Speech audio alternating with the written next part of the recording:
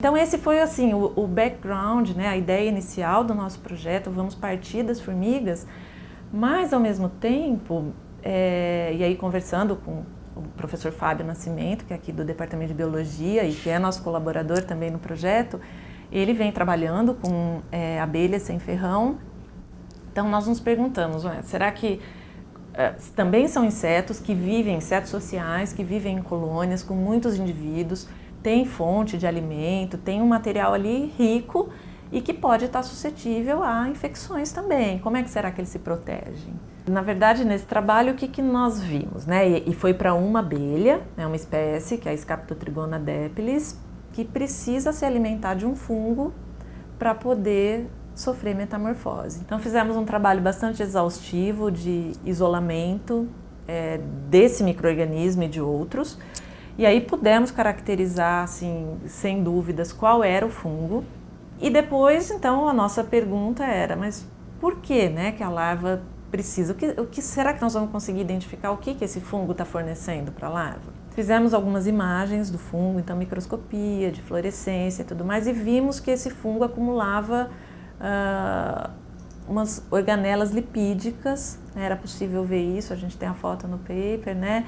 Então aí nós fomos medir o que era isso, usando a cromatografia gasosa acoplada à espectrometria de massas, e verificamos que ele acumulava alguns componentes que são ácidos graxos, alguns lipídios, e acumulava ergosterol. Ergosterol é um esteroide comum em fungos, mas existia esse acúmulo ali. Então aí a nossa pergunta foi, será que esse ergosterol vai ser importante para o desenvolvimento da larva? Por quê?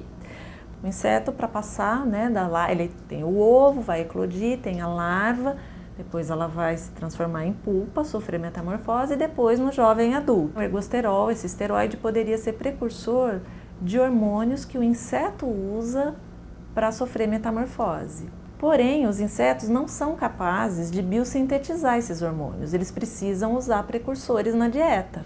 Então, ou eles vão adquirir de plantas, né? Enfim, eles precisam, vai ser na dieta deles. Mas aí nós fizemos os experimentos in vitro com o próprio ergosterol. Então aí, com o padrão puro do esteroide, o que nós observamos? Nós vimos que a taxa de metamorfose era basicamente a mesma, não era estatisticamente diferente daquela de quando a larva ingere só o fungo.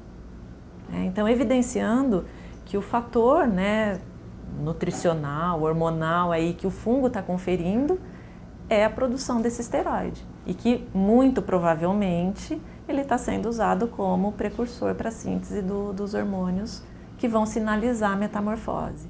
E são da mesma colônia, estágios diferentes. Essa seria a célula que cria velha, onde a abelha já está... já se desenvolveu, já nasceu a abelhinha nova. Ah, então ela já comeu aquele alimento, larval no fungo, ela já fez a metamorfose para pupa e para jovem adulto.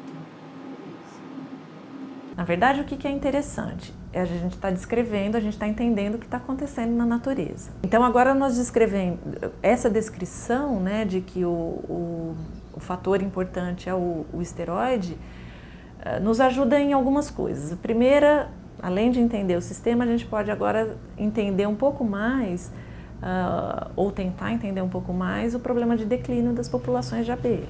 E se a gente tiver declínio, realmente, se continuar dessa forma, nós vamos ter problema na agricultura, porque as abelhas são polinizadores extremamente importantes de vários alimentos que nós usamos. Então, muito do que é usado na agricultura para controlar, por exemplo, pragas agrícolas, são inseticidas, são agentes fungicidas. E isso pode ter um impacto não apenas na abelha diretamente, mas na microbiota que a abelha depende. Porque pode ser que esses agentes usados vão ter um impacto no fungo. E se a gente matar o fungo, a gente já viu que a abelha não se desenvolve. Mas aí é o nosso desafio, é entender o que está acontecendo ali na natureza, usando as ferramentas que nós temos, né?